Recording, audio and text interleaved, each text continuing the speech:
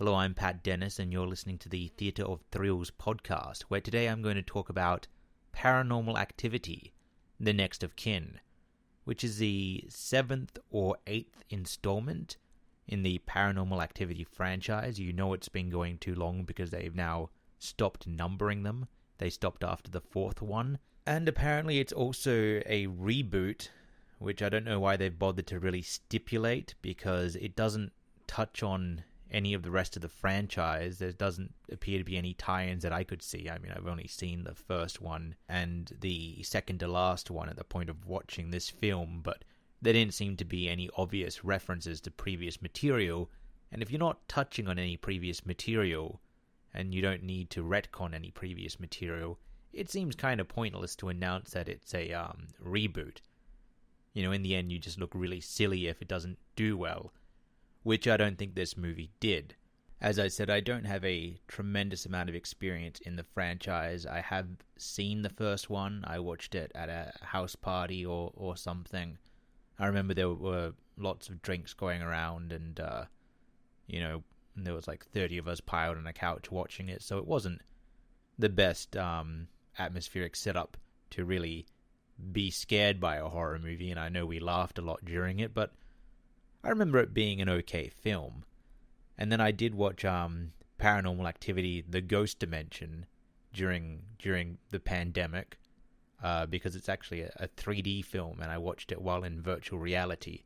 And that was pretty cool from the gimmick alone.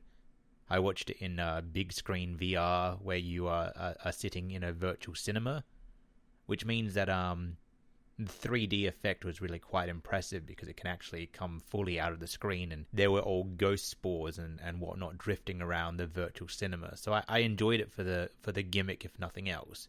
But we're not talking about those two films, and we're not talking about the other 5 or whatever in the franchise. We're talking about Paranormal Activity: Next of Kin.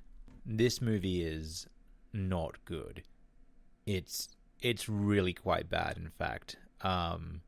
The acting is pretty terrible. There is an endless slew of cheaper jump scares, the cheapest jump scares, to the point that I don't think I was even startled mildly at any point during the film, because it was just, you could tell when the jump scare was coming from a mile away. And as I've bitched about before in my review of As Above, So Below, it is all found footage, and I am not a fan of the found footage genre. I think it's a real lazy way to shoot a film.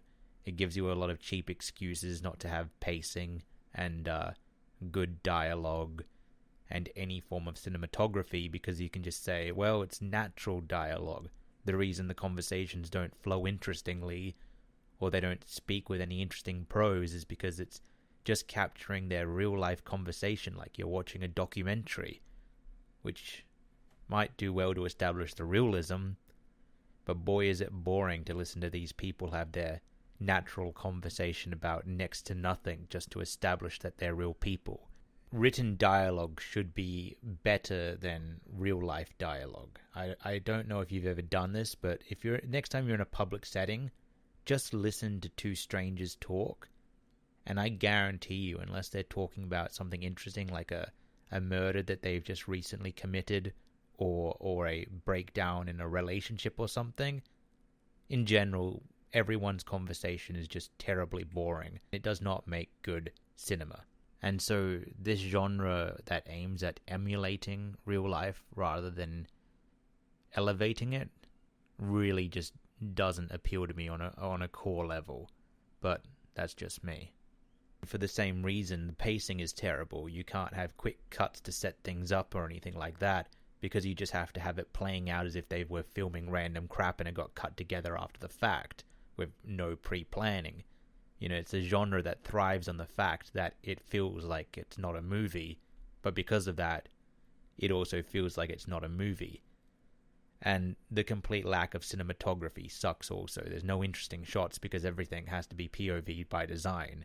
This movie did skirt that on the occasion, because they did have a filmmaker with them who shot the occasional B-roll footage that they used for establishing shots, which I very much appreciated. That's something I complained about in As Above, So Below. but it's just not enough. It's still a terrible subgenre of horror, and I wish it would die. In this specific installment of Paranormal Activities, the story follows a young girl who's done one of those internet DNA tests and has found out that she's related to an Amish family. So she and a camera crew are going to go visit them, or one camera guy and their driver, who for some reason sticks around the whole time. I don't really know why, but whatever. The three of them and her Amish cousin have gone to an Amish compound to be there, I guess. They're filming a documentary about her origins, because she's an orphan and she doesn't know her family. It's sort of weird that the premise is that they're there for more than just, a few hours. They end up staying there for days, and I'm not sure why the characters wanted to stay there for a long, drawn-out period. It becomes clear why the Amish wanted them there for a long time, but as far as the actual protagonists go, there doesn't seem to be a much reason for them to be there for more than a few hours, let alone several days. But whatever, moving past that, if they didn't make that decision, there'd be no movie. The downside to this premise is that the setting of them being in an Amish farm is that all of the extra characters and the setting itself is pretty boring. The Amish are, well, they're fairly bland. I mean, no offense to all the Amish people who might be tuning into this online horror podcast, but their society is built around everything being plain and simplistic and simple living, which didn't especially lend itself to an overly interesting cast of characters or good-looking setting for a film. Everything is very beige and plain in this movie. Although I do admit I thought it was very funny in one scene. They're in the living room of one of the Amish houses, and right in the middle of the shot on the dining room table, you can clearly see that the table has a plastic tablecloth. It's see-through plastic. It couldn't be anything else. There's nothing naturally made that could be see-through plastic. And it's very clearly not something that a self-sufficient Amish community could have manufactured. So I guess they just went down to the Kmart and bought a plastic cloth for the table. So I thought that stood out as weird. I mean, I've never been to an Amish farm. Maybe they do love plastic. But it was always my assumption that they didn't. Anyway, while they're staying there for an inexplicably long time filming their documentary, slowly they start to notice that things are a bit weird.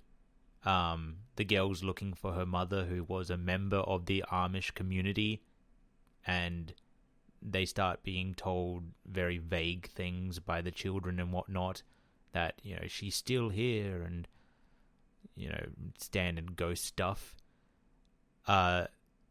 Then, in retrospect, now that I'm thinking about it, there are a lot of things in this movie that didn't make a great deal of sense at all, because she goes up into her mother's old room, her old bedroom, which is the room above where she's staying, and she encounters a ghost. A ghost appears behind her. She gets it on film, and they're all debating about what it could be, and she's saying, "It could be my mother. I think it's my mother." The little boy said, "My mother was still here." The little girl, rather, said, "My mother was still here." And that's all well and good, but moving ahead to the end of the film, spoiler alert, her mother is a weird, possessed witch woman hiding in a well under the demonic church. And if that's the case, then what did she encounter in her bedroom? Because it wasn't her mum. She wasn't an apparition. She's down in the well. We know that. We find out that. So that makes no sense in retrospect. And I guess the creators of the film are just hoping that you don't remember that earlier encounter by the time you get the reveal of what's actually going on. Anyway, as I said, the big twist at the end is that this Amish community is actually a devil-worshipping Amish community that's shunned by the other Amish communities living around them, and that they're trying to sacrifice people, or specifically members of the family in the bloodline belonging to the girl, to a demon, because the females in their family have to hold the demon inside them so that the demon doesn't get out and do demon stuff. Which is a fine reveal, except that I feel Midsommar did something similar, but far better. And at this point, like, why would you bother watching this movie when Midsommar exists? Just go watch Midsommar. Although this reveal might explain why the Amish had a clear plastic tablecloth on their dining room table, it could very well be the case that devil-worshipping Amish communities do use plastic. There were several unintentionally hilarious moments in this movie. The best one is that when our protagonist girl gets possessed by a demon, she wakes up and there's like blood all over her bed, all running down her leg, and all over the ceiling of her bedroom. And the Amish doctor explains to her worried friends that she just had an unusually strong menstrual cycle. And then we get a hard cut to her friends debating whether they really think that this is what happened. And it's like, there is blood on the ceiling. I don't imagine that that was a menstrual cycle that caused that. Like, you know, I don't think you have to go to medical school to figure out there's something wrong with that diagnosis.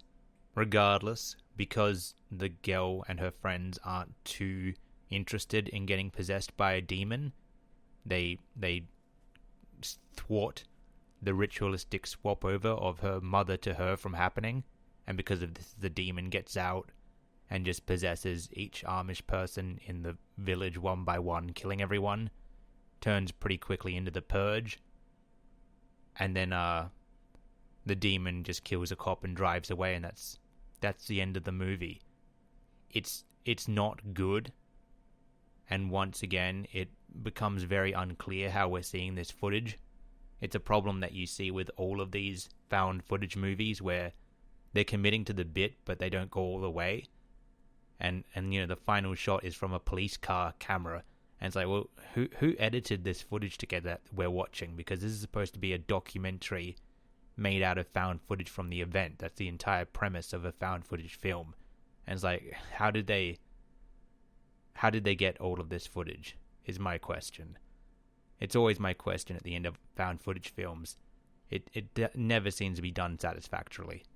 But regardless, Paranormal Activity Next of Kin, the latest installment of what appears to be a very rapidly becoming creatively bankrupt franchise.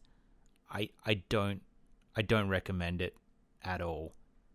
There's just so many better films you could watch, even within this franchise. Like, watch the original, at least that was fresh. This is just, it's bad. And with that, I am Pat Dennis. You've been listening to the Theatre of Thrills podcast, and tune in next week for another movie, hopefully a better one.